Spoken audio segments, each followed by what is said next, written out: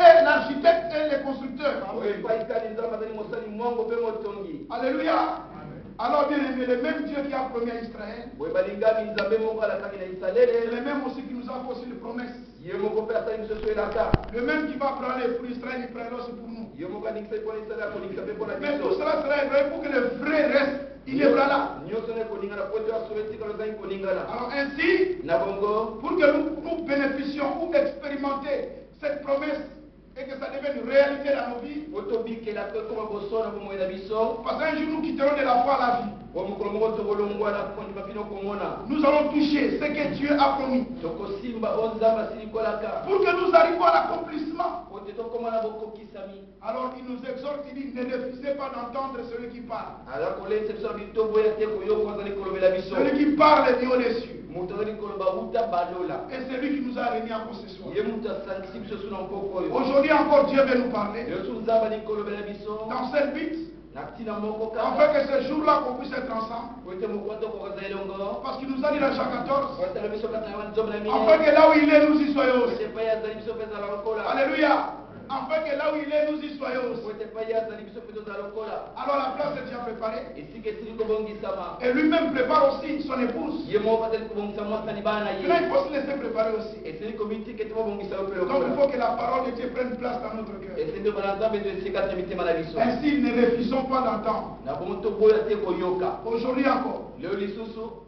Si vous entendez sa voix, n'endurcissez pas vos cœurs. Nous ne venons pas ici pour être crédibles. Nous venons ici pour croire. Alors l'honneur est pour vous qui croyez. Alléluia. Celui qui croit, c'est celui qui reçoit la parole. Nous devons simplement recevoir la parole. Comme il est dit dans Jacques. Cette parole qui va sauver nos âmes. Reçois ça, reçois.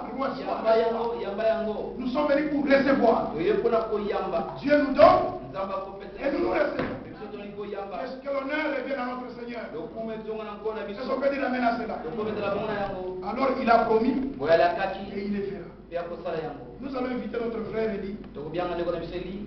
Aujourd'hui on est avec lui. Mais malheureusement demain il va partir le matin. Frère, il quitte le matin.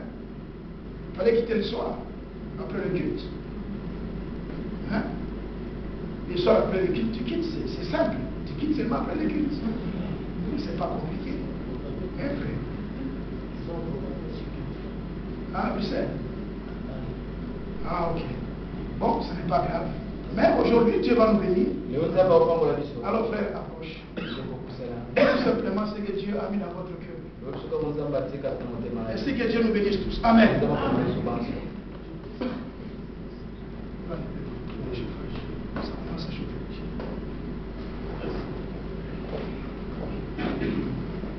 Je vous salue tous dans le précieux Seigneur du Seigneur Jésus-Christ. Amen.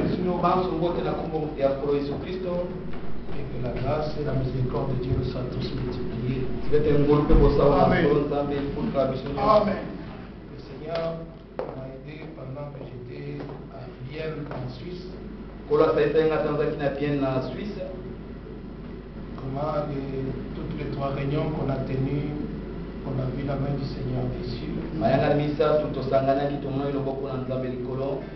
Ce sont des personnes qui sont venues de groupes charismatiques, des groupes pentecôtistes. Et d'autres frères et sœurs qui n'avaient pas de berger, mais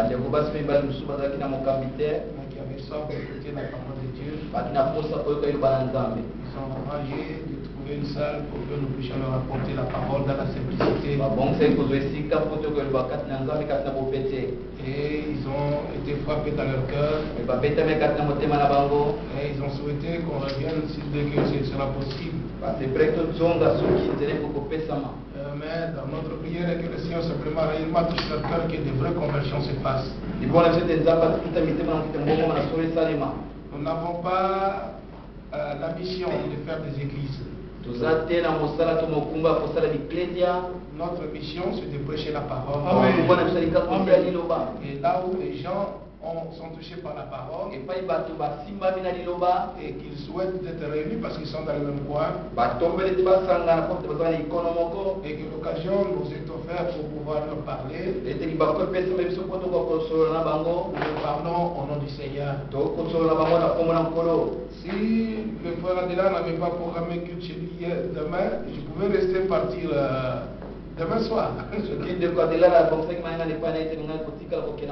Mais s'il l'a déjà annoncé dimanche, alors je ne sais pas, ce sera mon boulot pour pratiquer. Voilà, ça pourra dire le dimanche, c'est difficile que je reste ici. Parce que de là, je dis, par la grâce de Dieu, les frères attendent à Bruxelles. Je ferai peut-être 4 jours. Et aller en Hollande. Terminer par le fête. Et venir ici, c'est pour faire mes bagages et partir. Mais merci beaucoup de ce que vous soyez venu un jour où il n'y a pas d'habitude culte. Et nous allons partager dans la fraternité des paroles de notre Dieu. Parce que nous savons tous que ce qui nous réunit ici, c'est la parole de Dieu. Amen. Nous ne sommes pas dans un club d'amis. Nous ne sommes pas dans une société religieuse. Mais nous sommes des personnes qui se préparent pour rencontrer le Seigneur qui revient bientôt. Amen. Et c'est ce Seigneur-là qui avait fait la promesse. Dans Jean chapitre 14, je m'en vais pour préparer une place. Ce n'était pas un mensonge. C'était une réalité. Je m'en vais pour préparer une place. Quand je m'en serai allé, parce que là dans Jean 14 il n'était pas encore parti, mais il faisait la promesse. Quand je m'en serai allé, et dans Actes chapitre 1, verset 11, les 2 anges ont donné le témoignage. Ce Jésus que vous avez vu être enlevé du milieu de vous, il reviendra de la même manière. Amen. Dans Jean 14, il a promis de partir. Et dans Acte 1, il est parti. Amen. Et nous retournons dans Jean 14. Il a continué à dire, quand je vous aurai préparé la place, je reviendrai. Et il n'est pas encore revenu. Et nous l'attendons. Qu'il y vienne. Selon qu'il est écrit dans Philippiens chapitre 3, nous attendons des cieux. Parce que dans les cieux qu'il est parti. Il faut que vous le voyez dans l'écriture. Ce sont des passages que nous lisons très souvent. Mais nous voulons que cela soit bien rivé dans nos cœurs. Dans Actes chapitre 1er, il est dit ceci au verset 11. Et il dit, hommes galiléens, pourquoi vous arrêtez-vous à regarder au ciel? Ce Jésus qui a été enlevé au ciel, du milieu de vous, viendra de la même manière que vous l'avez vu allant au ciel. Amen. Amen. Amen. Philippiens chapitre 3. Nous pouvons lire ceci. Philippiens 3. Au verset 20 et 21. Mais nous sommes citoyens des cieux. Amen. C'est des cieux que nous attendons aussi. Comme sauveur, le Seigneur Jésus-Christ. Qu'est-ce qu'il fera? Il transformera le corps de notre humiliation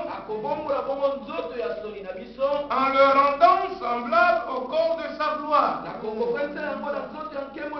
Par le pouvoir qu'il a de s'assujettir toutes choses. Amen. Acte chapitre 1. Ce Jésus qui a été enlevé au ciel du milieu de vous viendra de la même manière que vous l'avez vu allant au ciel.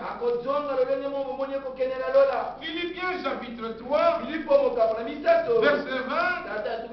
Mais nous sommes citoyens des cieux.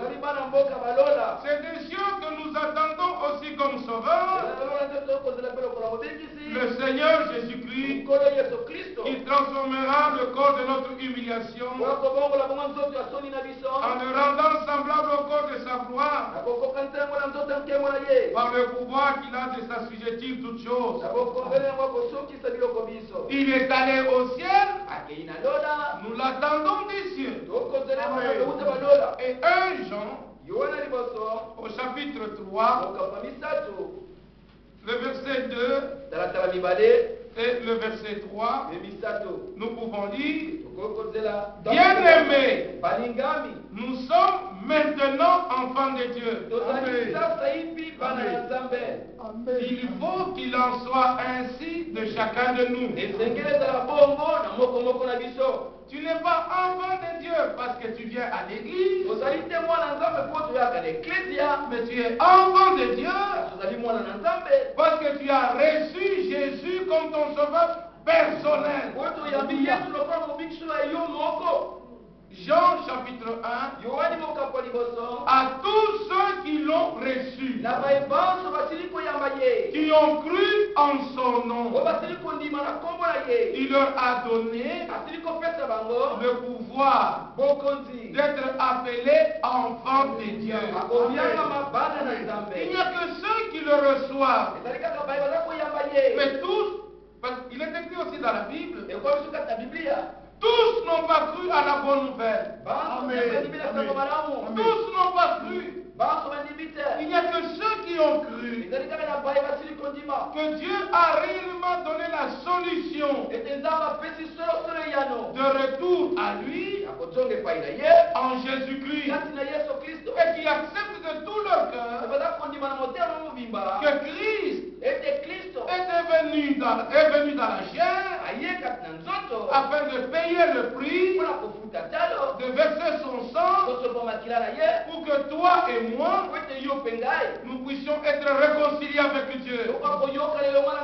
C'est pourquoi le début de l'évangile, quand vous voyez comment Jean a prêché, comment le Seigneur lui-même a commencé à prêcher, comment la Pentecôte on a commencé à prêcher, les premières phrases sont repentez-vous, repentez-vous, et que chacun soit baptisé au nom du Seigneur Jésus.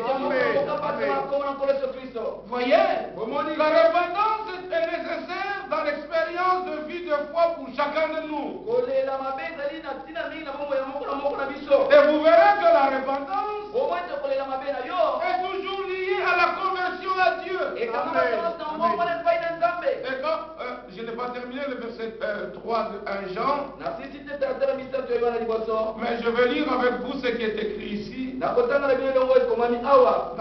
des Apôtres au chapitre 3, parce que ça appartient au même sujet. Actes chapitre 3,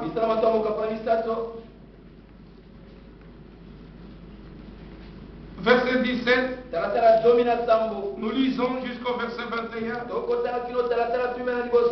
Et maintenant, frères, je sais que vous avez agi par ignorance, ainsi que vos chefs. Mais Dieu a accompli de la sorte ce qu'il avait annoncé d'avance par la bouche de tous ses prophètes que son Christ devait souffrir. Repentez-vous et convertissez-vous. Regardez. Repentez-vous et convertissez-vous pour que vos vos péchés soient effacés. La repentance est toujours liée à la conversion. Si vous devez faire attention à la lecture, au verset 17, ici Pierre dit, je sais que vous avez agi par ignorance. Alors à tous ceux qui ont agi par ignorance, nous lisons dans Actes chapitre 17, Actes chapitre 17, il est écrit ceci, au verset 30, mais Dieu, sans tenir compte des temps d'ignorance, il annonce maintenant à tous les hommes, en tout lieu, qu'ils ont à se repentir. Amen. Et c'est très très important. Et quand nous lisons dans 1 Timothée, 1 Timothée chapitre 1, là je crois Paul a parlé de sa propre expérience. Il est écrit ceci, à partir du verset 12, je rends grâce à celui qui m'a fortifié, à Jésus-Christ notre Seigneur, de ce qu'il m'a jugé fidèle en m'établissant dans le ministère. Écoutez, moi qui étais auparavant un blasphémateur, j'étais un persécuteur, un homme violent. C'est ce que j'étais auparavant. Mais j'ai obtenu miséricorde parce que j'agissais par ignorance. J'agissais dans l'incrédulité. Et il a fait l'expérience de la conversion à Dieu. Acte chapitre 9, Acte chapitre 22, Acte chapitre 26, il rend témoignage de ce qui lui était apparu sur le chemin de Damas. Nous tous aussi, nous étions dans l'ignorance, nous étions dans l'incrédulité, nous étions dans la désobéissance, mais grâce soit rendue à Dieu, parce que le Seigneur a croisé notre chemin. Comme à Paul, il a changé de direction. Il allait là-bas pour persécuter l'église et les mettre en prison. Mais quand le Seigneur lui est apparu, les pensées ont changé, les directions ont changé. Maintenant il devait entrer dans la maison de quelqu'un qui devait lui dire tout ce qui était nécessaire pour son salut. C'est pourquoi nous prêchons selon l'ordre de mission. Luc chapitre 24, verset 47 à 49. Il fallait que le Christ souffrit toutes ces choses. Et que, d'après ce que les prophètes avaient dit, alors maintenant à la fin le Seigneur dit, la repentance et le pardon des péchés seront prêchés en son nom. Donc la repentance, c'est pour le pardon de nos péchés. Dieu était en Christ, réconciliant le monde avec lui-même, en n'imputant point aux hommes leurs offenses. Parce qu'en Christ Jésus, Dieu s'est tourné vers nous. Tournez-vous vers Dieu et vous serez sauvés. Amen. C'est clair? Maintenant nous sommes enfants de Dieu. Pas parce que nous avons salué le prédicateur. Nous sommes enfants de Dieu parce que la semence de Dieu est en nous. Nous sommes enfants de Dieu parce que nous avons été engendrés de Dieu. Et il est écrit ceci. Nous retournons Retournons dans 1 Jean. 1 Jean, il dit ceci au sujet des enfants de Dieu. C'est quelque chose de capital avant que nous puissions aller très loin. Parce que si la parole est donnée, que la connaissance à la tête, et qu'on n'a pas fait la conversion dans le cœur, ça nous servirait de rien. Il est écrit ceci au chapitre 5, verset 1. Quiconque croit que Jésus est le Christ,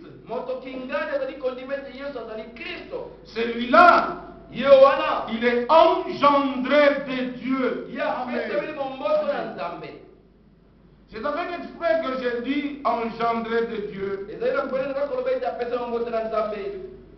Et là dans vos Bibles, il est né de Dieu. Mais l'engendrement précède toujours la naissance.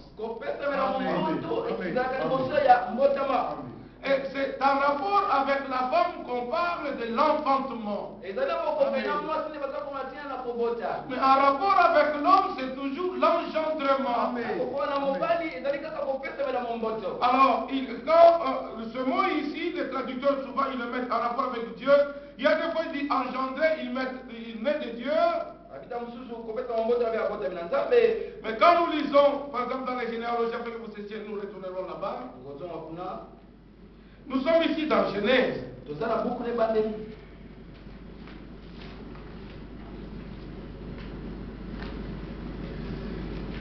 Je lis par exemple Genèse chapitre 5.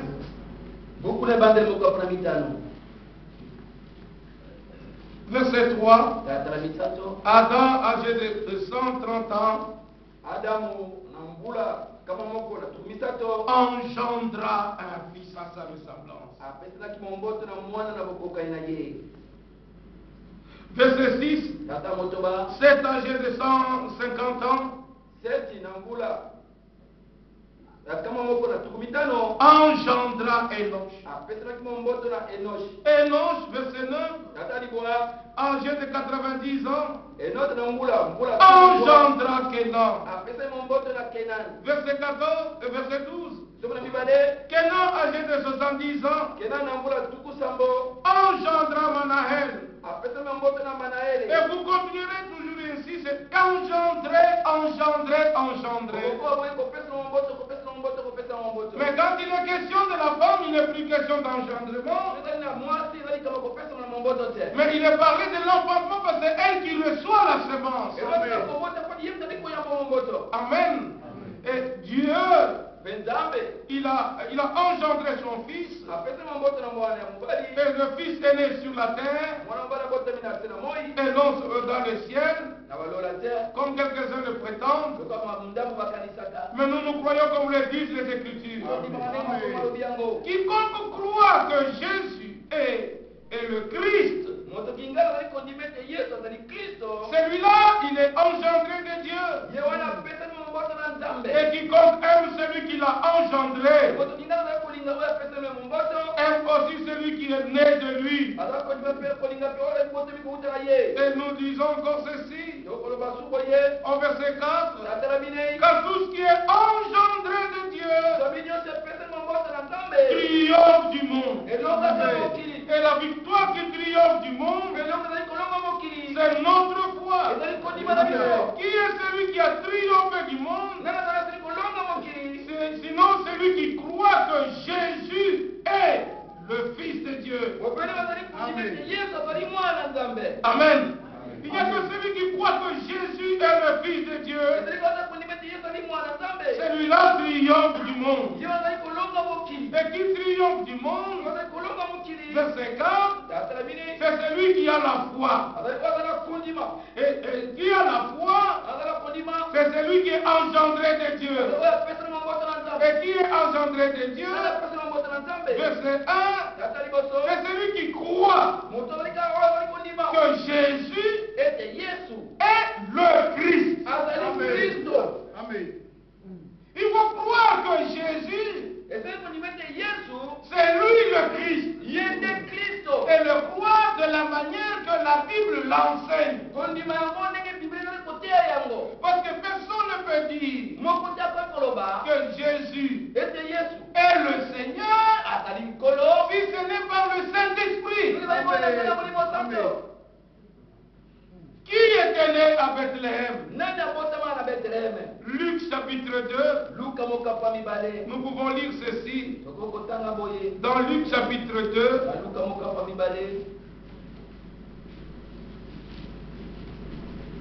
Au verset 11. Ce passage bien connu. Remarquez ceux qui sont nés de Dieu, ils reconnaissent la révélation de Dieu dans la chair. C'est qu'aujourd'hui, dans la ville de David, il vous est né un sauveur. Ce sauveur qui est né là, c'est le Christ. Le Christ, c'est le Seigneur. Maintenant, acceptez que Christ, ce Jésus-là, l'homme Jésus-là, c'est lui le Christ. Il faut que vous naissiez de Dieu pour le connaître. Amen. Parce qu'en lisant la parole, on nous montre déjà celui qui était né. Amen. C'est un sauveur. Mais qui est ce sauveur? C'est le Christ. Et le Christ, c'est le Seigneur. Oh, écoute Israël. Le Seigneur, notre Dieu, est l'unique Seigneur. Amen. Le Seigneur de l'Ancien Testament, c'est le même Seigneur dans le Nouveau Testament. Sauf que dans l'Ancien Testament, il paraissait dans un corps spirituel qui ne pouvait pas souffrir, qui ne pouvait pas mourir, qui ne pouvait pas verser le sang. Oh, sans effusion du sang, il n'y a pas de pardon pour le péché. Oh, puisque les enfants participent à la chair et au sang, il y a participé lui-même. Qui est celui-même? Ésaïe chapitre 35, les 4 premiers versets. Dites à ceux qui ont le cœur troublé, prenez courage. Voici votre Dieu. Il viendra lui-même et il vous sauvera. C'est Dieu lui-même dans la chair qui est venu nous sauver. Parce que Matthieu chapitre 1, verset 22 et 23, ceci arriva afin que s'accomplisse ce qu'Ésaïe le prophète avait dit. La Vierge enfantera. Elle n'a pas engendré, mais elle a reçu la semence et elle a enfanté un fils. Et on lui donnera le nom d'Emmanuel, ce qui signifie Dieu avec nous. Il faut que les gens croient que ce Jésus, c'est lui le Christ. Or le Christ, c'est le Dieu béni éternellement. Nous pouvons le lire ici dans Romains au chapitre 9. Romains chapitre 9.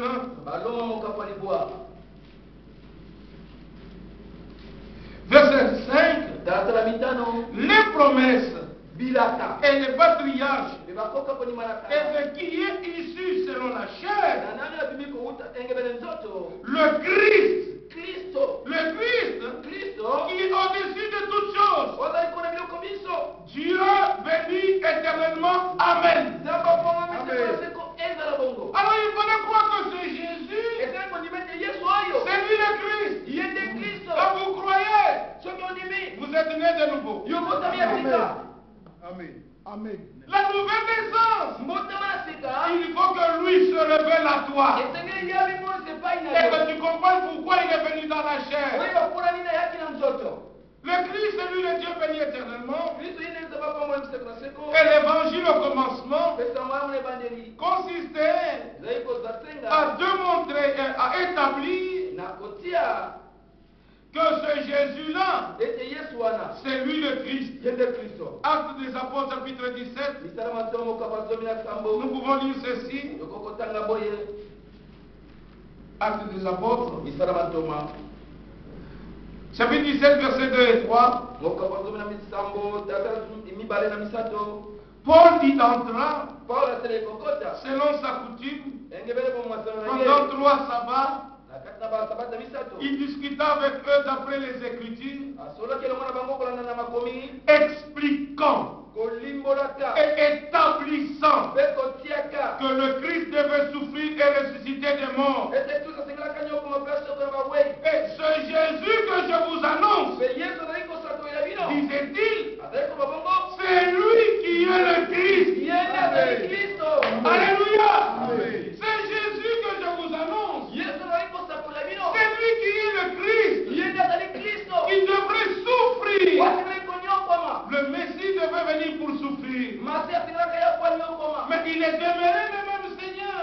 Et remarquez, nous avons lu dans le chapitre 2, il vous aimait un sauveur qui est le Christ, le Seigneur. Et ici Paul explique, il a établi que le Christ devrait souffrir. Or Dieu en tant que Dieu, il ne pouvait pas souffrir, mais il fallait que Dieu se dépouille lui-même, qu'il vienne dans la forme d'un homme, afin de goûter à la souffrance, afin de goûter à la mort, afin de goûter à la fatigue, et selon la promesse, le 3e jour, il ressuscite. Mais il est demeuré le même Dieu. En haut, il est Dieu. Sur la terre, il est Dieu. Amen. Amen. Dans le corps spirituel, il est le Seigneur. Dans le corps des chairs, il demeure le même Seigneur. C'est pourquoi Jean a donné témoignage. Dans l'évangile de Jean, nous pouvons lire ceci. Parce que ces hommes avaient la révélation de qui était devant eux. Jean chapitre 20. Et remarquez que même après la résurrection, il est demeuré le même Seigneur. Au verset 2, elle courut vers Simon-Pierre et vers l'autre disciple que Jésus aimait, et leur dit, c'est comme si les autres n'étaient pas aimés, mais il les aimait tous. Alléluia. Mais on voit que quelque part il y avait une certaine affinité entre lui et Jean. Et Jean ne cite même pas que c'est de moi qu'il s'agit, dit un autre là qu'il aimait là. Mais ceux de son temps savaient de qui il s'agissait. Alléluia. Et il dit, ils ont enlevé du sépulcre le Seigneur. Et nous ne savons où ils l'ont mis. Qui était enlevé du sépulcre? C'est le Seigneur qui était enlevé. Amen. Et nous lisons le verset 13. Il lui dit, femme, pourquoi pleures-tu? Elle leur répondit, parce qu'ils ont enlevé mon Seigneur. Verset 2, il a décrit comme étant le Seigneur. Mais verset 13, ce Seigneur-là, c'est mon Seigneur. Amen. Il faut qu'il soit ton Seigneur. Il doit y avoir une relation personnelle par le Seigneur de notre église, par le Seigneur de notre groupe. Le Seigneur doit être ton Seigneur. C'est-à-dire celui qui commande et toi tu exécutes, tu n'attends personne. Et nous lisons toujours au verset 18, Marie de Magdala alla annoncer aux disciples qu'elle avait vu le Seigneur et qu'il lui avait dit ces choses. verset 20. Et quand il dit cela, il leur montra ses mains. Maintenant, il est au milieu de ses disciples. Et son côté. Les disciples furent dans la joie en voyant le Seigneur. Et nous lisons le verset 25. Les autres disciples disent à Thomas, nous avons vu le Seigneur. Et il leur dit, si je le vois dans ses mains la marque des clous, et si je lui mets mon doigt dans la marque des clous, et si je lui mets ma main dans son côté, je ne croirai point. Il voulait une preuve personnelle. Les disciples disent, mais nous l'avons vu. C'est vrai. Mais moi, pour que je croie, il faut que je sois évident. Que moi-même je touche. Là où on a cloué là, il faut que je mette mes mains là. Là où on a percé, il faut que je touche. Il voulait avoir la certitude. Mais bien aimés frères, que Dieu nous aide afin que chacun ait une expérience personnelle avec les choses de Dieu. Mais son incrédulité là, il était quand même quelque part bénéfique pour lui, pour que le Seigneur se révèle à lui. Et maintenant écoutez, au verset 26, 8 jours après, 8 jours après, les disciples de Jésus étaient de nouveau dans la maison. Et Thomas se trouvait avec eux. Jésus vint, les portes étaient fermées, se présentant au milieu d'eux et dit, la paix soit avec vous. Oui, il dit à Thomas. Mais quand Thomas parlait, il n'était pas là. Maintenant, il dit, la paix soit avec vous. Avant qu'on lui dise quoi que ce soit, Thomas, avance-toi. Le Seigneur connaît toutes choses. Amen. Thomas, avance ton doigt et regarde mes mains. Avance aussi ta main et mets-la dans mon côté. Et ne sois pas incrédule, mais crois. Thomas lui répondit, il a eu maintenant la révélation.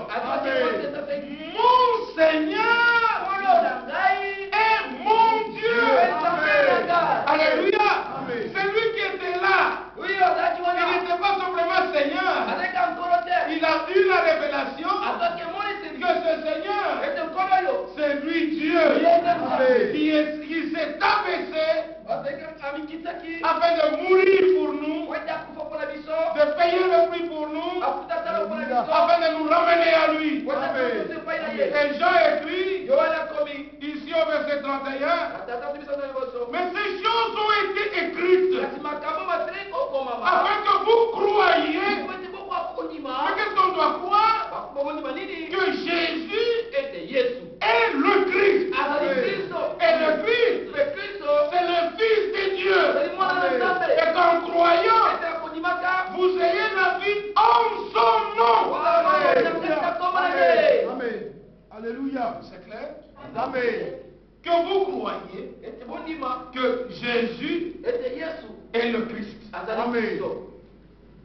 Et le Christ, c'est le Fils de Dieu. Et qu'en croyant, vous ayez la vie en son nom. C'est pourquoi quand nous lisons dans Actes chapitre 8, quand Philippe était avec l'eunuque et qu'il lui a prêché le Christ, démontrant que cet homme qui a été meurtri là-bas, c'est lui le Christ. Maintenant, quand le discours arrive à la fin, nous arrivons maintenant ici au verset 37. Alors Philippe ouvrant la bouche et commençant par ce passage, lui annonça la bonne nouvelle de Jésus. Amen. Vous connaissez la suite. Et quand nous arrivons maintenant au verset 37, Philippe dit, Si tu crois de tout ton cœur, cela est possible. L'eunuque répondit, je crois que Jésus-Christ est le Fils de Dieu. Il lui fit arrêter le char. Philippe et l'eunuque descendit tous deux dans l'eau.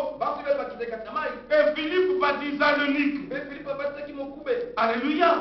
Il lui a parlé de la bonne nouvelle de Jésus. Et comme ils continuaient leur chemin, ils ont rencontré de l'eau. Et l'eunuque dit, c'est venu de l'eunuque. Il n'y avait pas simplement à pousser d'eau qui vont bien croire. Mais la chose est clairement démontrée. Il faut que tu comprennes qu'il faut que tu sois réconcilié avec lui. C'est pourquoi l'eunuque de lui-même, tu me voici de l'eau.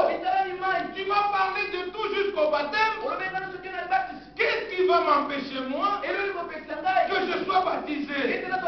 Alors Philippe a dit, si tu crois, cela est possible. Et remarquez la confession de l'eunuque.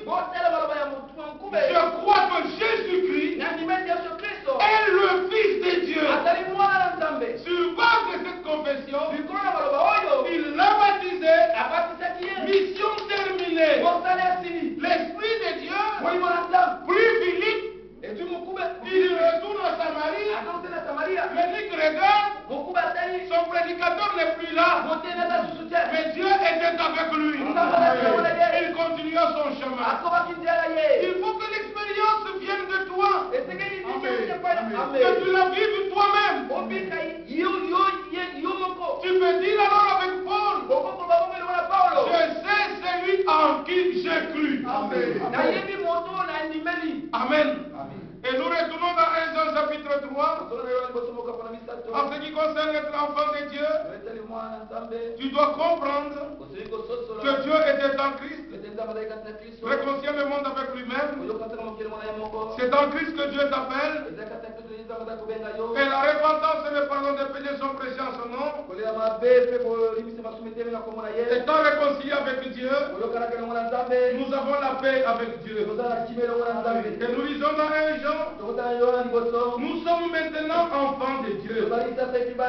C'est ce que nous avons lu. Et ce que nous serons n'a pas encore été manifesté. Mais nous savons.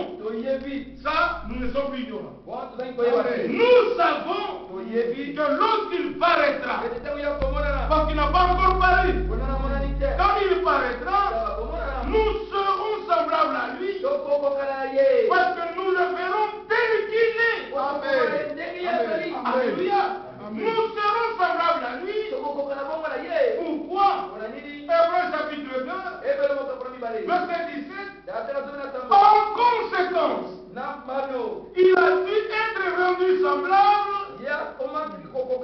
en toutes choses à ses frères, afin qu'il soit un souverain sacrificateur, miséricordieux et fidèle dans le service de Dieu pour faire l'expiation des péchés du peuple. Car du fait qu'il a souffert lui-même et qu'il a été tenté, il peut secourir ceux qui sont tentés. Amen. Il a dû être rendu semblable en toutes choses à ses frères. Dans quel but? C'est pour qu'à la fin de l'œuvre, ses frères soient semblables à lui. Et Romains chapitre 8, verset 29. Car ceux qu'il a connus d'avance, il les a aussi prédestinés à être semblables à l'image de son fils, afin que son fils soit le premier-né de beaucoup de frères. Amen. Êtes-vous les frères de Jésus? Amen. Les Les frères de Jésus ont la nature de Jésus. Et les frères de Jésus ont l'espérance que bientôt leur Seigneur et Sauveur revient pour les prendre et les amener au ciel.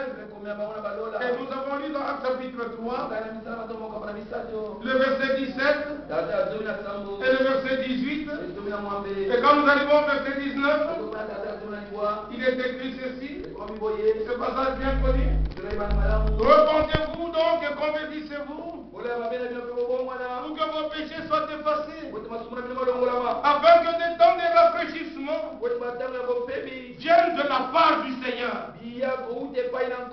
C'est le Seigneur qui doit envoyer ce temps. Et qu'il envoie celui qui vous a été destiné, Jésus-Christ, que le ciel doit recevoir jusqu'au temps du rétablissement de toutes choses. Nous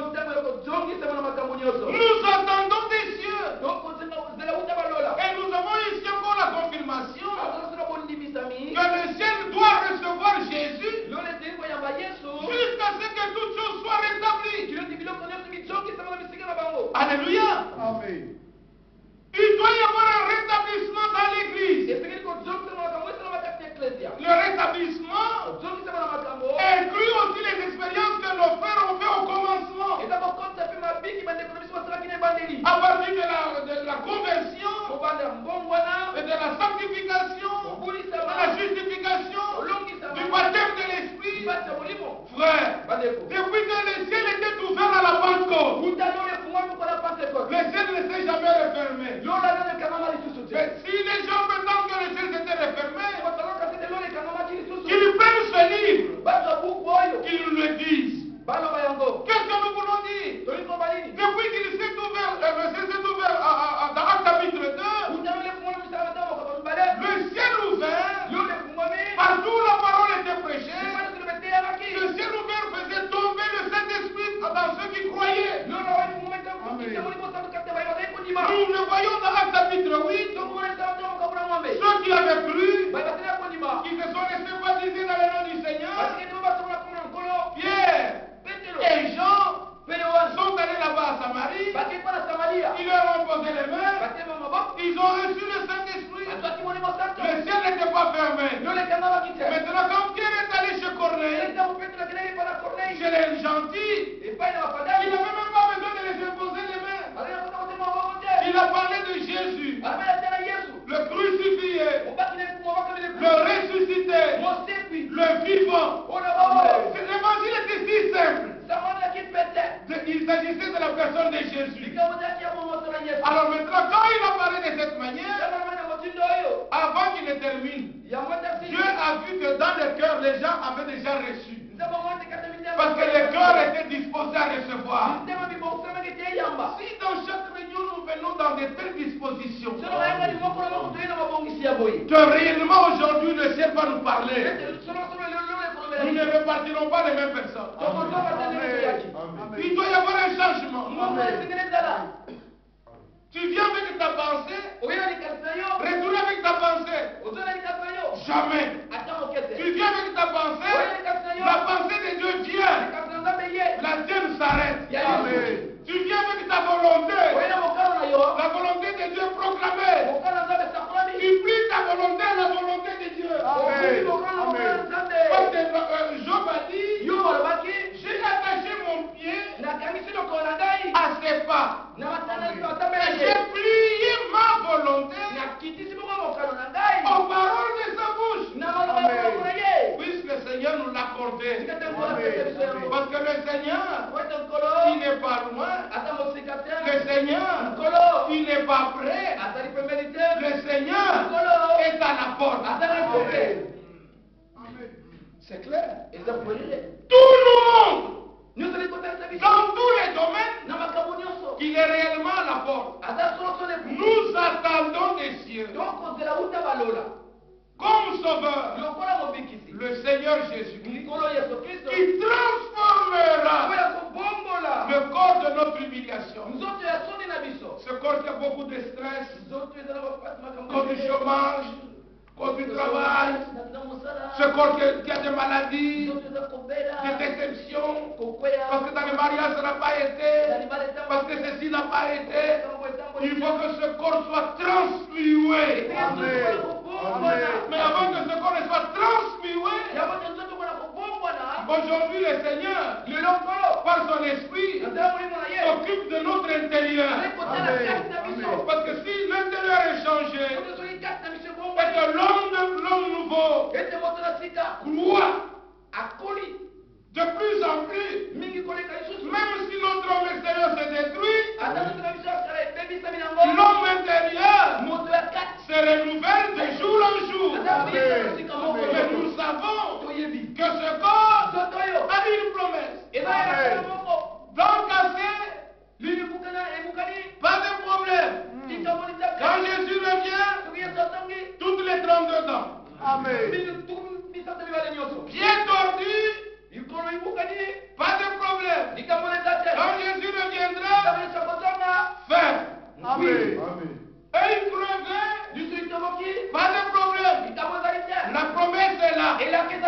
Le corps de notre humiliation sera rendu semblable à son corps de gloire, à tel point pour faire. Imaginez. Quand il était là, avant la crucifixion, exerçant son ministère sur la terre, un jeune homme de 30 ans, on le prenait pour quelqu'un de 50 ans. C'est pourquoi les pharisiens lui disaient, dans Jean chapitre 8, il n'a même pas encore 50 ans. Parce qu'il paraissait être Dieu. Mais après la résurrection, même ceux qui étaient près de lui, il pouvait dire, il pensait que c'était un jardinier. C'est toi qui l'as pris. Parce qu'il était transformé. Alléluia. Nous serons changés en la même image. Alors maintenant le Seigneur la regarde. Il a eu pitié d'elle. Et le Seigneur dit, Marie. Quand elle a entendu la voix, c'est la même voix. Dieu a rebondi. Elle court vite pour le. Je ne suis pas encore monté vers mon Père. Alléluia. Quand c'était le matin de la résurrection. Le matin de la résurrection. Ne me touche pas. Je ne suis pas encore monté. Le soir de la résurrection, maintenant il vient toucher. Quelque chose s'est passé entre le matin et le soir. Parce qu'avant qu'il me passe, il pouvait même dire tout pouvoir m'a été donné dans le ciel et sur la terre. Qu'est-ce que ça lui a été donné? Quelque chose s'est passé. Mais nous croyons que tout pouvoir est dans sa main. Comme il a tout pouvoir, réclamons de lui tout ce dont nous avons besoin. Nous ne sommes pas comme ceux qui n'ont pas la révélation, qui ne demandent que les choses pour la terre. Que je puisse avoir la promotion, que je puisse avoir la meilleure voiture, que je puisse avoir de grandes maisons, projet sur projet. Nous nous demandons ce qui est utile et nécessaire à notre salut. Parce qu'il est écrit, cherchez premièrement le royaume des cieux, le royaume de Dieu et la justice de Dieu, et toutes choses vous seront données par surcroît. Il nous a donné le nécessaire pour l'éternité. Maintenant, comme il sait que nous sommes encore sur la terre, il a beaucoup souffert en marchant à pied, prendre le métro. Cette fois-ci, je lui donne la voiture. Mais s'il ne donne pas maintenant, il sait pourquoi. Mais je lui lance ma grâce. Toutes les petites pensées cachées dans le cœur là, le Seigneur connaît. Comment il va commencer à te pavaner? Il dit, mais regarde, ma voiture elle est plus que celle de. Quand Dieu voit encore cela, il dit, je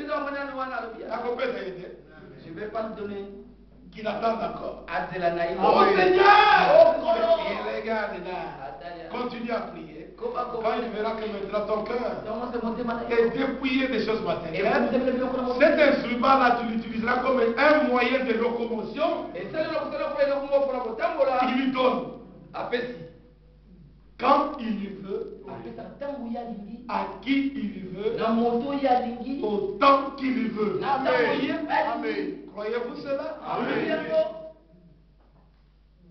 Nous attendons celui qui transformera le corps de notre humiliation. Les transpirations ne seront plus. Amen. Amen.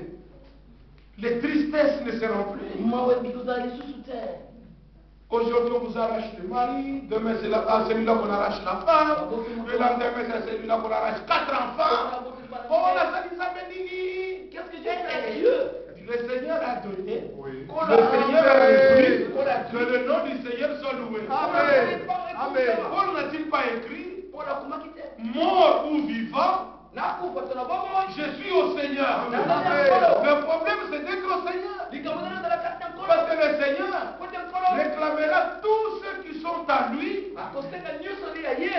vivants ou morts. Les vivants en Christ, il les réclamera. Les morts en Christ, il les réclamera. Il ira dans tous les cimetières. Si celui-ci est à moi, allez, on ouvre. Les autres restent fermés. Vous, venez. Amen. Nous allons à la rencontre. Amen. Pourquoi les autres sont fermés? Ils attendent le jugement à la fin où tout le monde viendra ressusciter là. Parce que la mer rendra ce qui est à elle. La terre rendra ce qui est à elle. Alors tous ceux qui auront existé sur la terre seront là. Devant le jugement, qu'est-ce qu'ils verront? Ils me verront assis. Avec le livre. Alléluia. Sera-t-il de ce côté-ci ou de ce côté-là? Du côté de ceux qui jugeront ou de ceux qui seront jugés? Parce que maintenant, Romains chapitre 8, il n'y a donc plus de condamnation pour ceux qui sont en Jésus-Christ. Christ a pris sur eux leur condamnation. Mais cela n'exclut pas que Dieu ne nous jugera pas. Dieu nous jugera pas en présence des infidèles et des incrédules. Nous nous comparaîtrons devant le tribunal de Christ au ciel. Amen. Mais c'est un tribunal non de condamnation. Amen. Parce que la condamnation il a déjà pris. Ce sera un tribunal, chacun pour ses œuvres, afin de nous rétribuer les couronnes. La couronne de gloire, la couronne de justice, la couronne ceci. Là, les infidèles ne sont pas là. Là, les incrédules ne sont pas là. Là, les pécheurs ne sont pas là.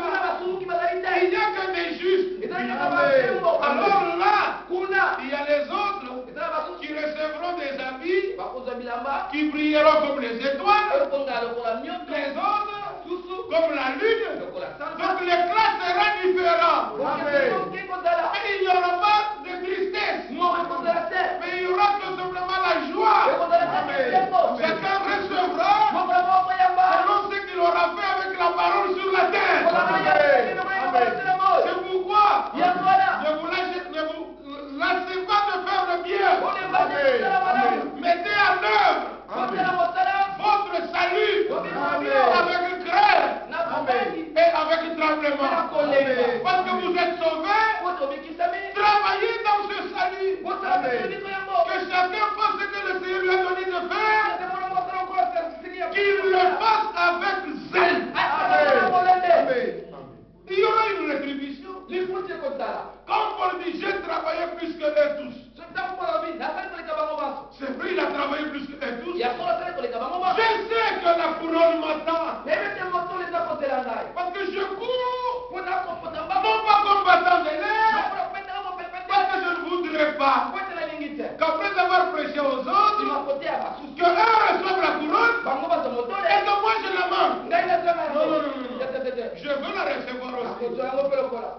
C'est clair? Amen. Que Dieu soit loué. Alors, mes bien-aimés frères, et bien-aimés sœurs, il est dit, le ciel doit le recevoir jusqu'au temps du rétablissement de toutes choses. Lequel rétablissement Dieu en a parlé anciennement par la bouche de ses saints prophètes d'autrefois. Moïse a dit, le Seigneur votre Dieu vous suscitera d'entre vos frères un prophète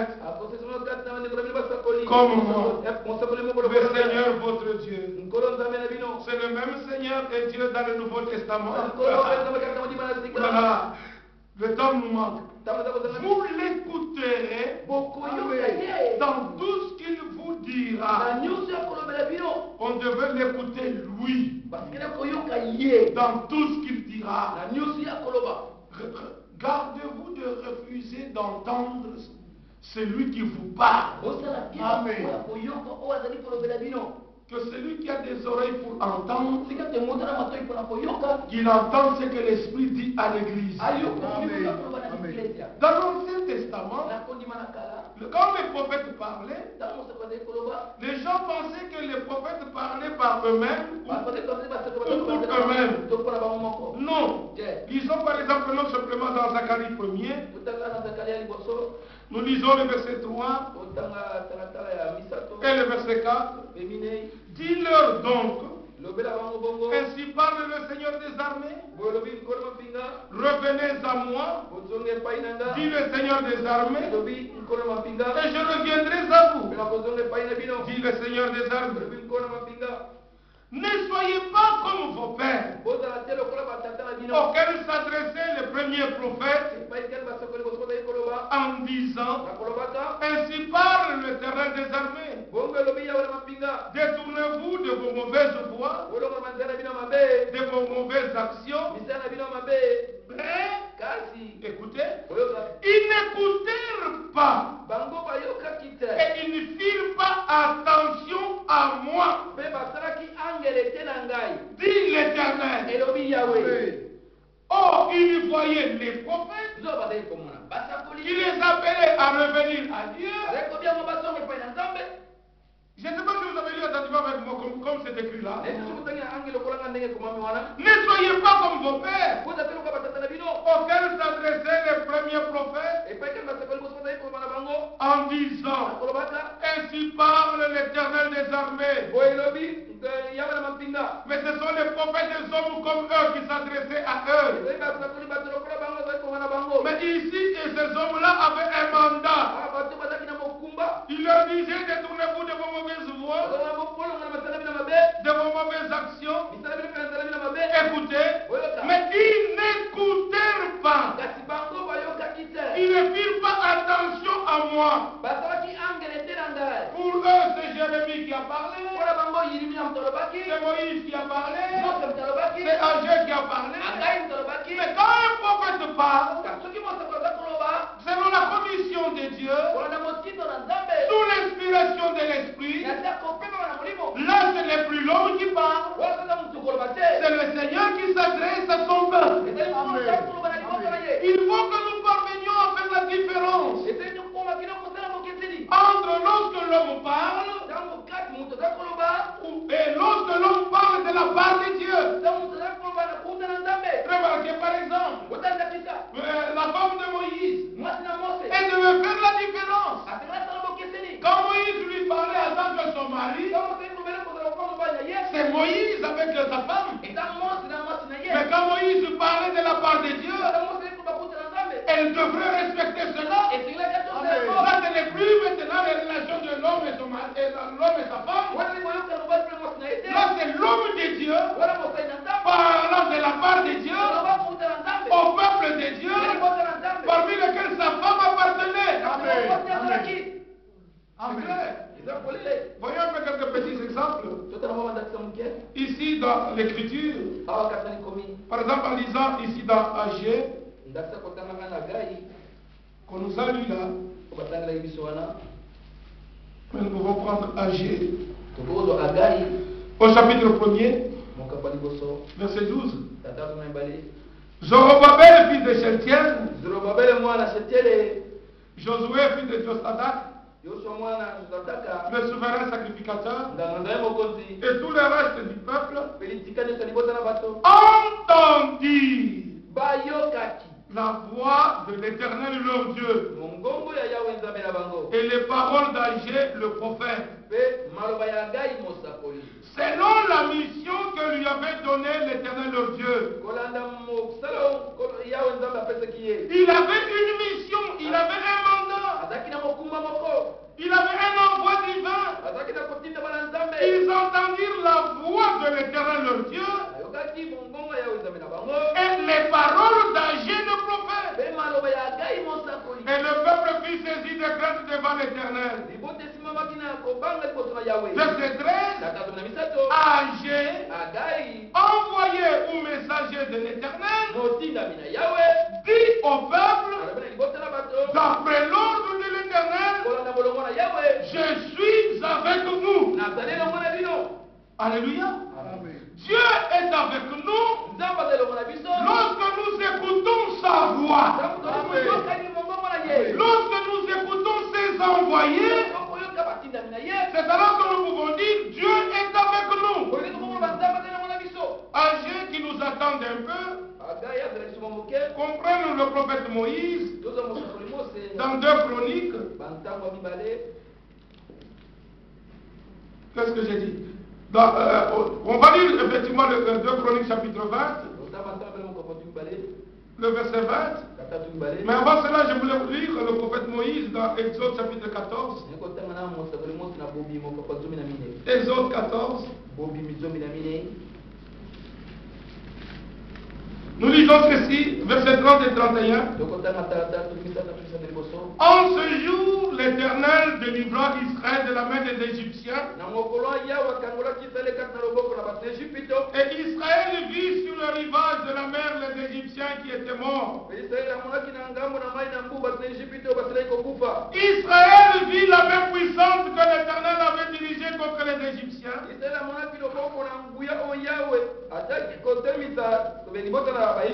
Écoutez, et le peuple craignit l'Éternel, et le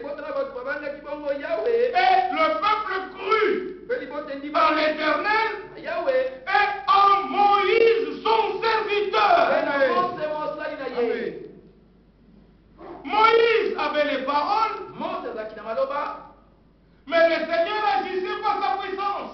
Quand ils virent les dépouilles, il pouvait dire, ça ce n'est pas Moïse qui les a détruits, ça c'est Dieu.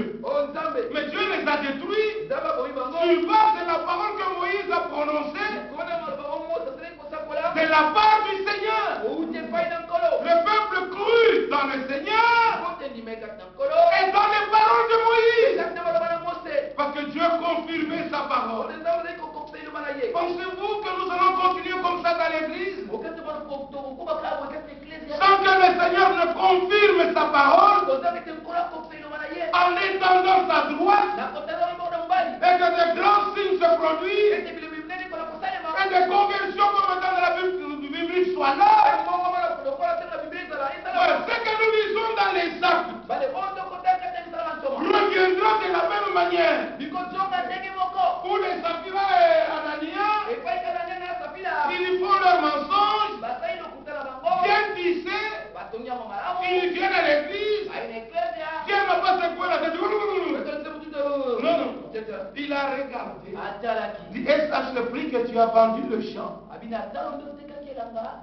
Il dit, oui, oui, c'est à ce prix. Il dit, mais pourquoi Satan est entré en toi et que tu es en train de tromper? C'était si simple. Mais il y avait l'autorité dedans. Il y avait du Seigneur dedans. Et sur le champ, il tomba. Il mourut. Parce que nous savons que dans l'église au commencement, il n'était qu'un seul cœur, une seule âme, un même amour. Ils étaient là dans la communion paternelle parce qu'ils savaient que le Seigneur revient bientôt. La promesse du retour du Seigneur était tellement évidente dans leur vie qu'ils ne restaient pas tellement attachés aux choses terrestres. Ils savaient que ce qui était nécessaire, c'est pourquoi celui qui avait déjà l'argent. Il vendait, mais il restait avec un seul champ, parce qu'il doit quand même vivre. Et le butin, il l'a mené à l'église pour que vous puissiez servir. Et celui qui avait des maisons, pas une seule maison. Parce qu'il y a un moment donné, les gens disent une seule maison. Non, Jésus le bien maison, vendons même la maison. Mais tu seras un SDF. Non. C'est ceux qui en avaient plusieurs qui vendaient des autres. Ils restaient avec une seule maison. Et le butin, ils le mettaient à l'œuvre de Dieu. Et ce temps-là doit revenir. Mais déjà aujourd'hui, le désir doit être là. Parce que jusqu'à quand nous serons comme des mendiants? Situation dit bon, maintenant cherchons qui va nous prêter l'argent. Mais là déjà ce que nous avons là, n'attendons pas que nous ayons beaucoup. Donc j'aurai un salaire de 8 000, 15 000. Moi je vais soutenir l'œuvre de Dieu. Commence d'abord avec ton salaire de 500 là. De ton salaire de 300. La part de Dieu, que ce soit en Dieu. Pour que l'œuvre de Dieu aille de l'avant. Vous n'avez même pas votre propre tabernacle. Mais le local ici doit être payé. Il faut bosser la guerre. Vous devez lutter. Non. Il faut que vous compreniez que c'est un lieu de rassemblement.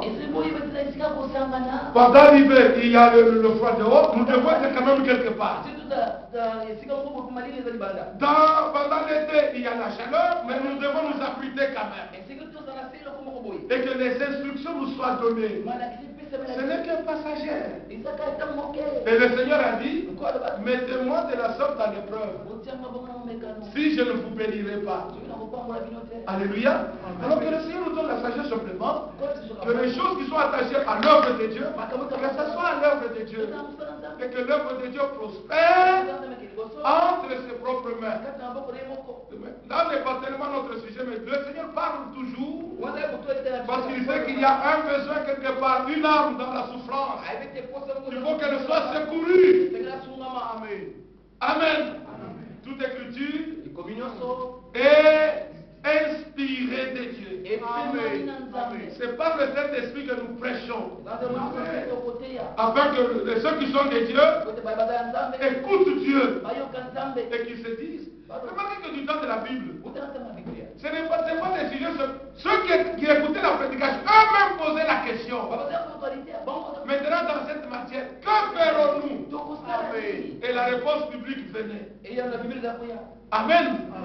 Dans les apôtres, on a posé la question, que ferons-nous?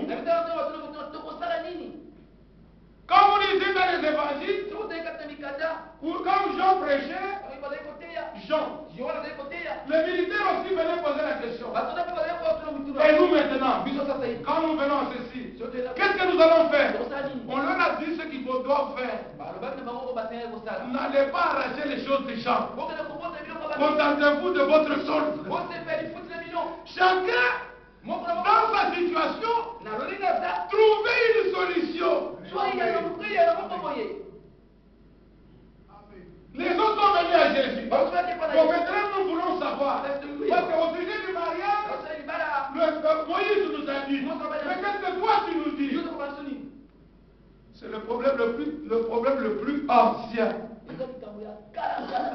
Apollo on a posé la question. Et il écrit au sujet des choses sur lesquelles vous m'avez écrit. Voilà ce que je vous dis. Donc ceux qui étaient des préoccupations, ceux qui étaient dans les situations, eux-mêmes posaient la question. Et on leur donnait une réponse biblique. Amen. Que le nom du Seigneur soit loué. Amen. Nous avons vu l'évêque éthiopien. C'est lui-même, il dit non. Maintenant tu nous as parlé de ça, maintenant l'eau est là. Dis-moi, qu'est-ce qui m'empêche que je sois baptisé? Vous voyez, quand on est attentif à la parole, nous voulons nous conformer à l'écriture. Là où nous n'avons pas de solution, nous posons la question maintenant. Dans mon cas, Dieu a trouvé la solution pour tous. L'évangile, c'est la bonne nouvelle. C'est-à-dire, ceux qui étaient dans la tristesse doivent trouver la joie. Ceux qui étaient malades doivent être guéris. Ceux qui étaient dans les prisons doivent être délivrés. Ceux qui étaient pécheurs sont lavés. C'est la bonne nouvelle. Le peuple crut dans le Seigneur et dans les paroles de Moïse. Et au temps d'Agé, ils obéirent à la parole du Seigneur et ils firent attention aux paroles d'Agé.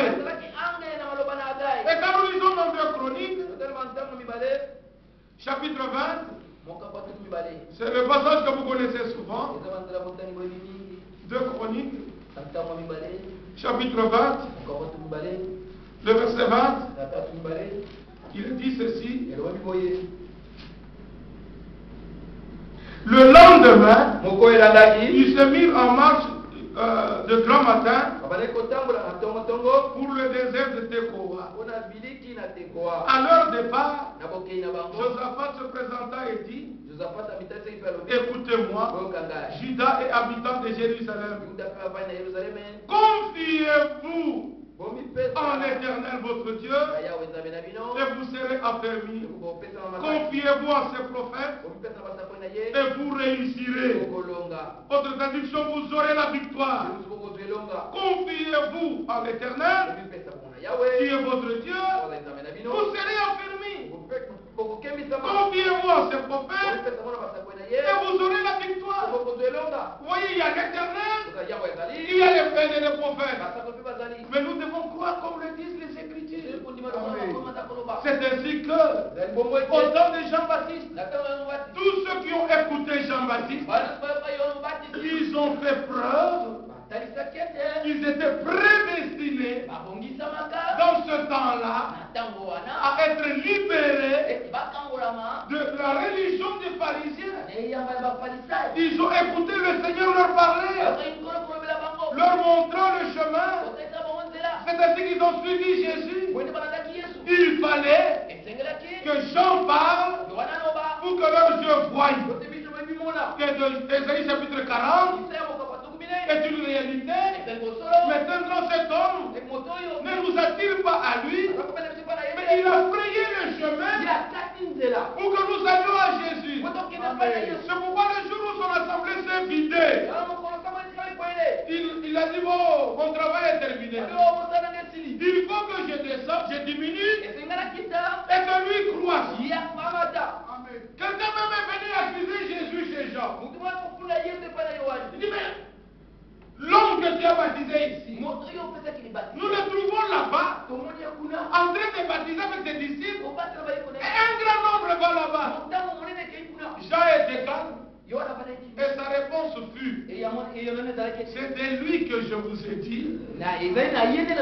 après moi, j'ai un homme. Je ne suis même pas digne de délier la fraude de ses souliers.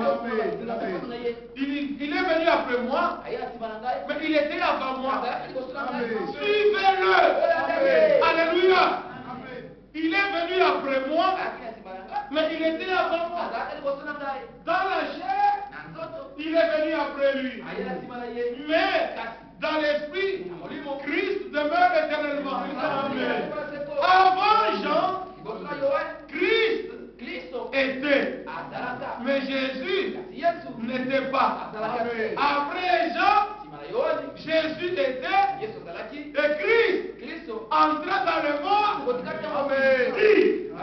Tu n'as voulu ni sacrifice, ni holocauste, mais tu m'as formé un corps. Ce corps-là, c'est dans lequel Christ est entré. C'est Jésus-là, c'est lui le Christ. Alors Paul lui dit: le mystère de la divinité est grand. Dieu, il est esprit, a été manifesté en chair. Dieu manifesté en chair, il a été fils des anges. Dieu manifesté en chair, il a été justifié par l'esprit. Dieu manifesté en chair, a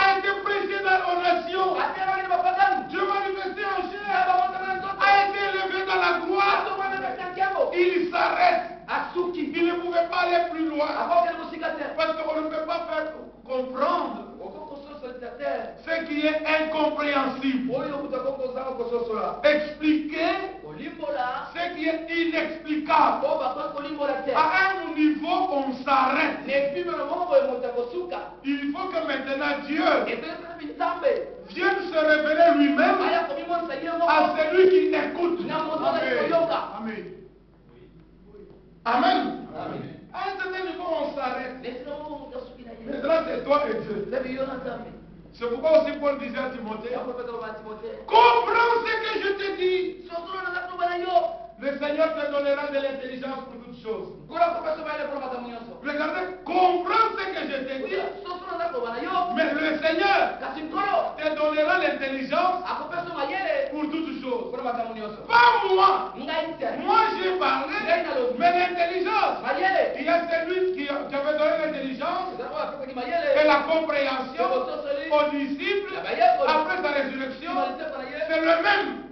Il peut te donner la compréhension. Amen. Pour nous, Jésus n'est pas une pièce d'achoppement. Quand il parle en tant que Seigneur, nous comprenons. Quand il parle en tant que nom, nous comprenons. Le Père est plus grand que moi. Nous disons Amen. Là, c'est le Fils qui parle. Moi et le Père, nous sommes un. Amen. Nous disons Amen. Parce que le Seigneur et le Père, quand nous lisons dans 1 Corinthiens chapitre 8, sur la même base, nous les lisons. Il y a des choses terribles que Paul a comprises.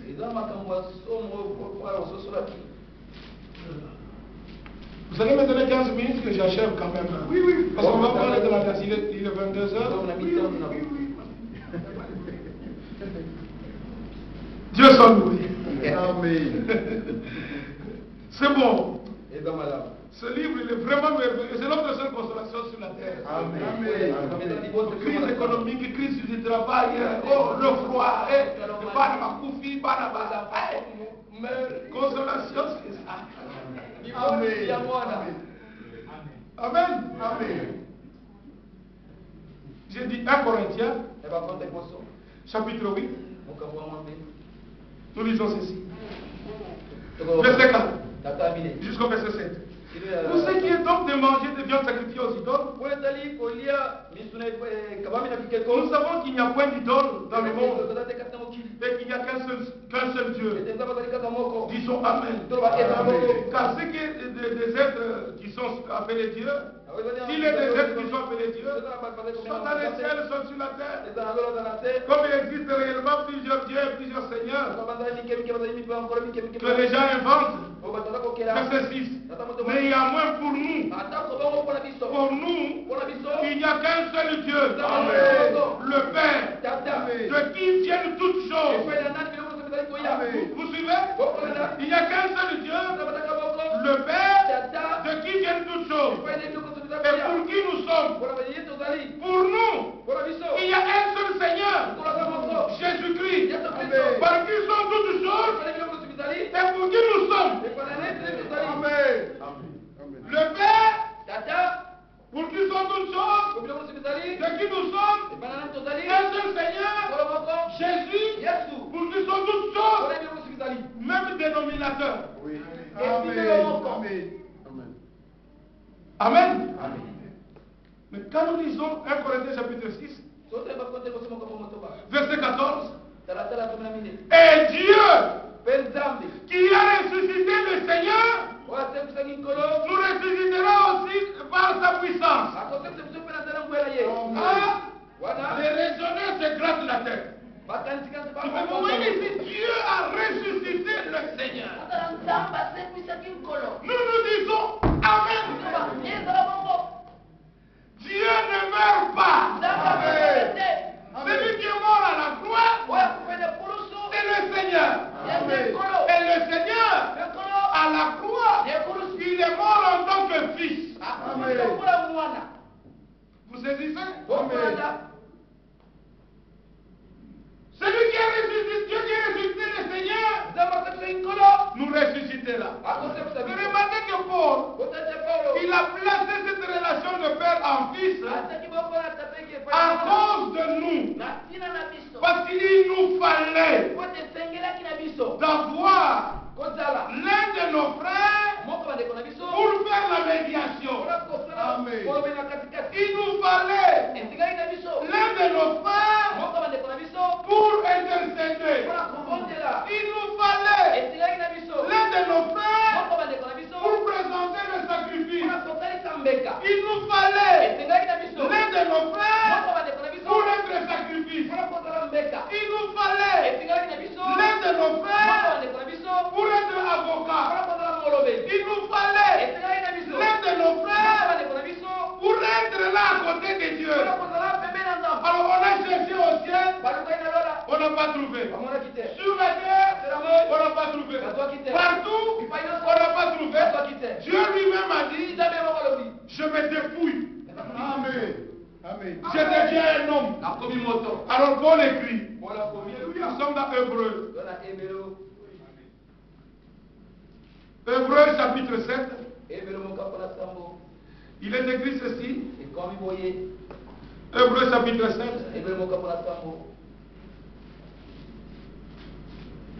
Verset 21 à 22.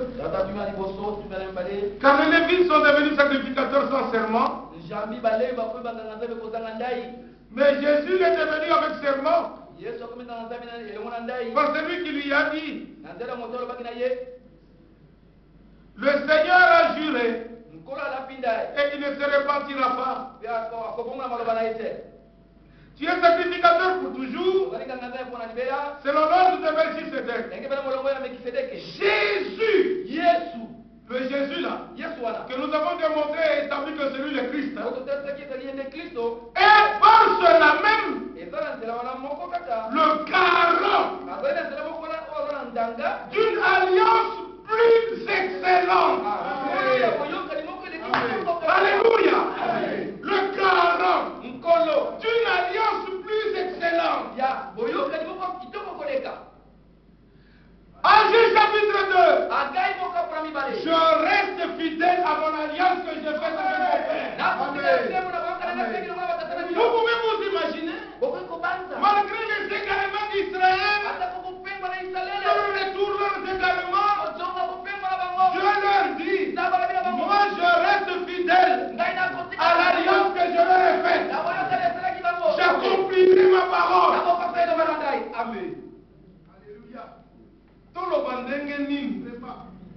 Vous voulez qu'on dise comment? Je vais le rendre saint. Parce que si quelqu'un a le cœur pur, il entendra, il comprendra tout ça de la manière pure. Amen. Il y a des frères et des sœurs qui ont des voitures ici. Mais avant qu'ils se mettent en route, qu'ils commencent à conduire, se déplacer au service, aller à Paris, aller à Tours, à Angers, à Blois, il doit avoir l'assurance. L'assureur lui donne des garanties. Amen. Si tu n'as pas l'assurance, tu ne peux pas te mettre sur l'autoroute. Mais quand tu as l'assurance, tu es tranquille. Première, deuxième, troisième, quatrième. Tu mets la musique. Tu as l'assurance, mais tu es prudent sur la route. Ce n'est pas parce que tu as l'assurance que tu dois les cogner dans les poteaux. C'est toi qui mourras ou c'est ta voiture qui sera cachée. Est-ce que vous disiez? Vous qui avez des voitures, vous avez l'assurance. Mais vous faites attention au feu rouge, vous arrêtez. Sinon, le train est en train de passer. Moi, j'ai l'assurance. Tu n'as pas compris. Mais si pour les choses de la terre, nous comprenons. Si l'assurance, au cas où quelque chose m'arrive, je n'ai pas prévu, il y a l'assureur qui s'engage. Il était engagé avant que l'accident n'ait lieu. Amen. Alléluia. Et si Dieu nous assure pour l'éternité,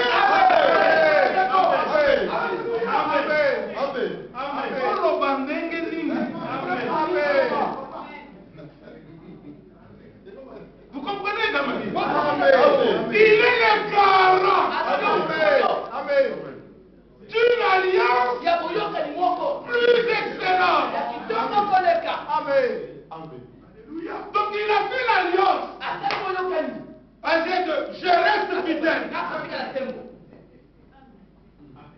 Paul a écrit même. Si nous sommes infidèles, il demeure fidèle. Si vous dites ça, c'est pourquoi les femmes vont mettre les rougeurs. Non. Celui qui est converti au Seigneur, il regarde ce qui est normal. Amen. Amen. Il y vit, il sait que l'assureur m'a déjà assuré, mais je vis normalement. Je ne vais pas gâcher ma voiture. Est-ce que vous saisissez? Nous marchons dans les voies du Seigneur, simplement comptant sur son secours. Mais si quelque chose arrivait à un frère ou à une soeur, mais nous n'allons pas le prendre comme un lépreux, le diaboliser. Nous avons un souverain sacrificateur fidèle. Amen. Amen. C'est ce que la Bible dit. Au sujet de l'alliance, Dieu ne va pas violer son alliance. Il ne va pas la violer. C'est une alliance qui est entièrement, pleinement assurée. Amen. Sur cela, nous nous posons. Alors Jérémie dit, ton soit pour autant se relever. Tu es toujours là-bas. Non. Mets-toi debout. On voit que réellement, tu feras attention là où tu es tombé. Tu continues la marche. Il y a l'assureur qui se charge de te donner une nouvelle voiture. Dieu n'est-il pas capable de vous donner une nouvelle vie? N'est-il pas capable de vous préserver de tout mal? N'est-il pas capable de créer de nouveaux organes en vous? N'est-il pas capable de bander votre blessure? J'ai déchiré, je banderai. A dit le Seigneur. L'alliance excellente. Amen. Amen. Établie sur des meilleures promesses. Nous lisons dans Hébreux chapitre 8, verset 6. Je prends le temps de lire la suite parce que je dois vous laisser partir. Et même maintenant, il a obtenu un ministère d'autant supérieur qu'il est le médiateur d'une alliance plus excellente qui a été établie sur des meilleures promesses. Vous voulez qu'on dise comment? Il a obtenu un ministère. Un ministère d'autant plus supérieur. Il est mort à la croix, il a terminé l'œuvre de la croix. Maintenant, il a obtenu un ministère d'autant plus supérieur. Oh, Apocalypse chapitre 12. Ils l'ont vaincu à cause du sang de l'agneau et à cause des paroles de leur témoignage. Mais quel témoignage avons-nous? Nous avons le témoignage des prophètes et des apôtres. Nous avons le témoignage de la Bible. Avec la Bible, nous vaincrons. Et je dis, avec la Bible, nous avons vaincu. Nous sommes plus que vainqueurs par celui qui nous a aimés.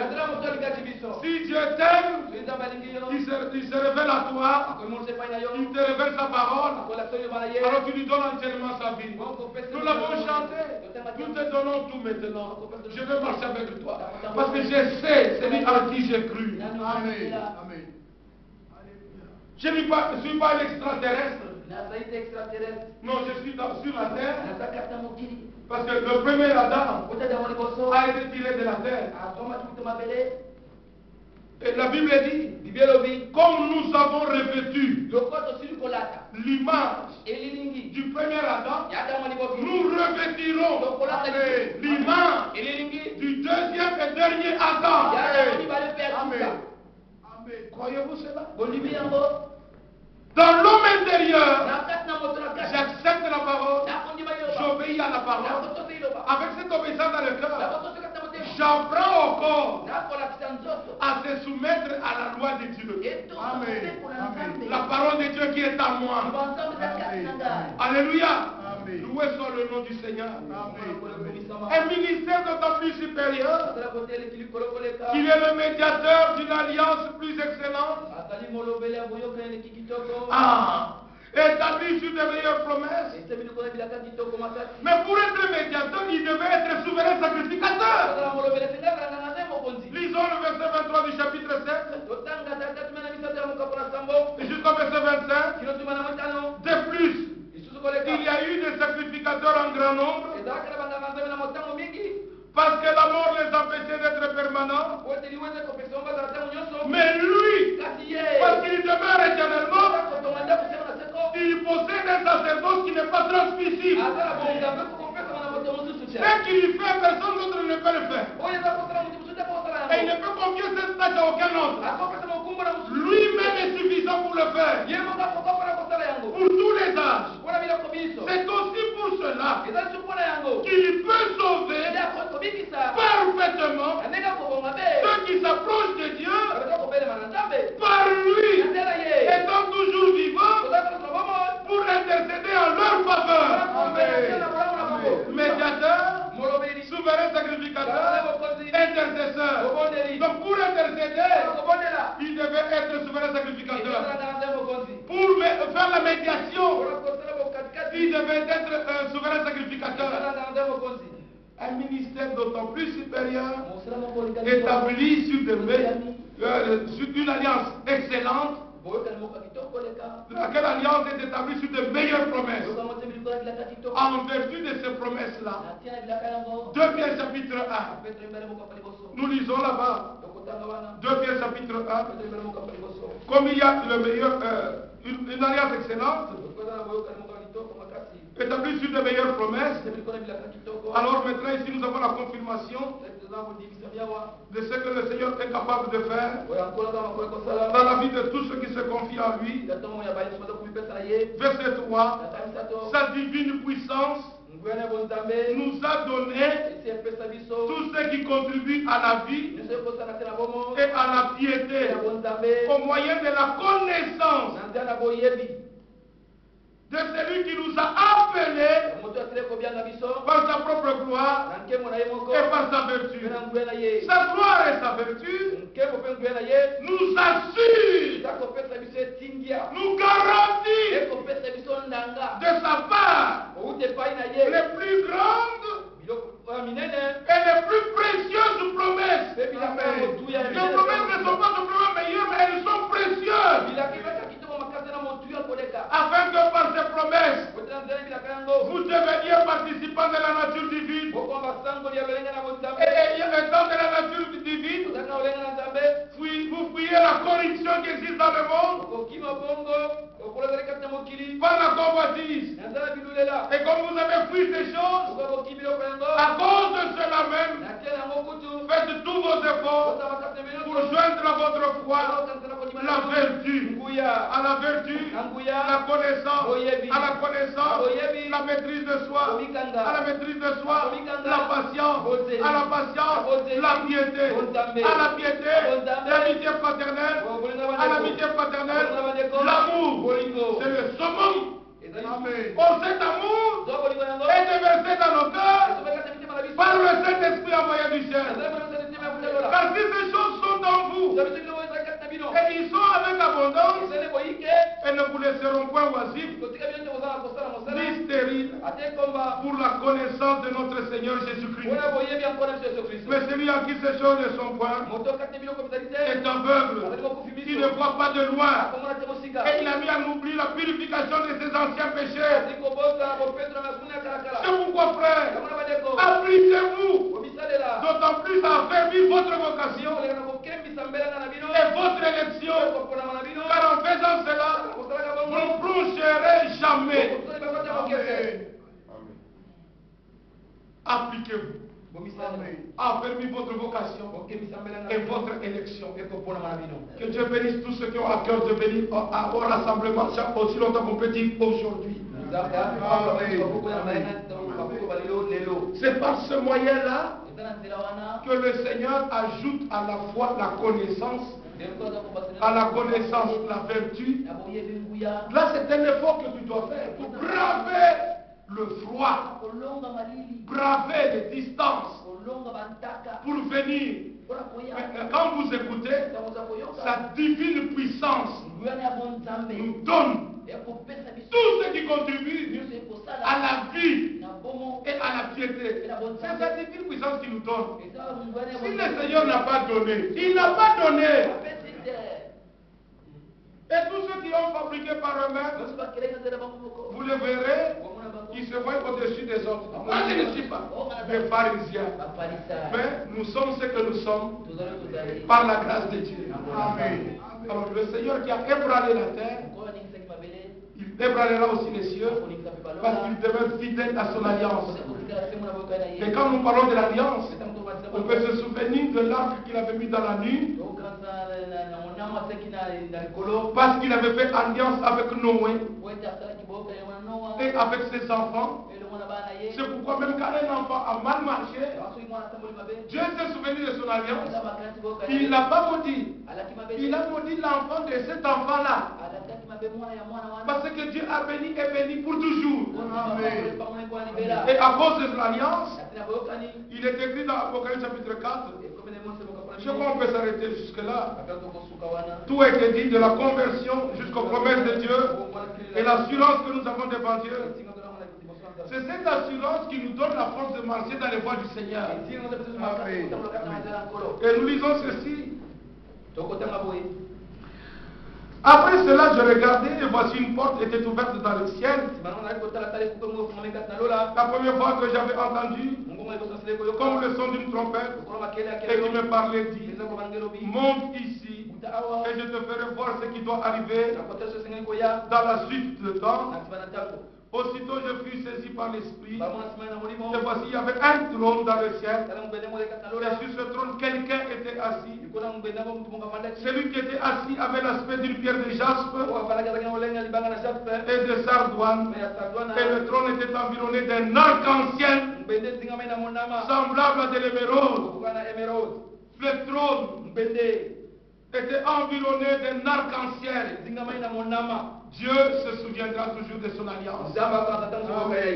Frères et sœurs, qu'au cours encore de cette année, puisse Dieu se souvenir de son alliance. Amen. Parce que dans son alliance, les promesses sont incluses. Matthieu chapitre 26, voici le sang de l'alliance. Que Dieu se souvienne du sang de Jésus qui a coulé. Puisse le péché de tous puisse être lavé, purifié.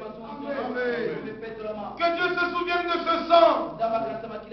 Puisse la vie qui était dans le sang retourner dans tous les croyants qui ont entendu ce dernier message biblique qui nous appelle à sortir de toute dénomination, de toute confusion, de toute interprétation. Laissons la Bible parler elle-même, car Dieu est son propre interprète. Qu'il se souvienne de son excellence, de l'excellence de son alliance, qu'il se souvienne de merveilles de ses promesses, que Dieu ébranle les cieux et la terre. Attendons-nous à cela. L'état de l'église changera. Toutes les hostilités qu'on essaie de calmer ou d'établir dans les églises, une hostilité opaque, tellement que les gens ne sont pas prêts à se rapprocher les uns les autres, mais tous confessent qu'ils attendent le retour du Seigneur, que ces choses soient ôtées. Amen.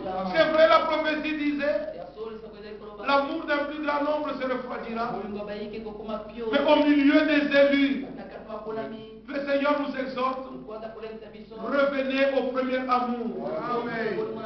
Revenez au premier zèle. Et que cet amour soit là, que cette entente soit là, toutes ces méfiances au milieu des frères soient papoter, au lieu de parler des frères, que Dieu nous donne de prier pour les frères. Alléluia. Au lieu de discuter entre nous, laissons Jésus nous parler. Tant que les disciples discutaient entre eux, la détresse était là, l'inquiétude était là, la tristesse était là. Mais quand Jésus a commencé à parler, leur cœur brûlait. Leur cœur ne brûlait-il pas au-dedans de nous pendant que lui nous parlait? Vos cœurs ne brûlent-ils pas encore ce soir? Pour que vous soyez attachés aux choses de Dieu pour l'éternité. Que Dieu se souvienne de son alliance. Que Dieu se souvienne du sang de l'alliance. Que Dieu se souvienne de ses promesses. Car elles sont oui et amen. Qu'il change tout au milieu de l'église. Et que des choses puissantes s'accomplissent au milieu de nous. Avant que nous puissions aller dans la gloire. Qui vous bénisse tous. Dans le saint nom de Jésus-Christ. Priez pour moi, je prierai pour vous. Il me reste encore un peu de séjour, 2 semaines exactement, mais en divers lieux. Mais si le Seigneur le permet, je rentre le lundi 20. Ce sera le 7. Après que le pain. Lundi. Il faut qu'ils acceptent. S'ils sont d'accord, le Seigneur se dira.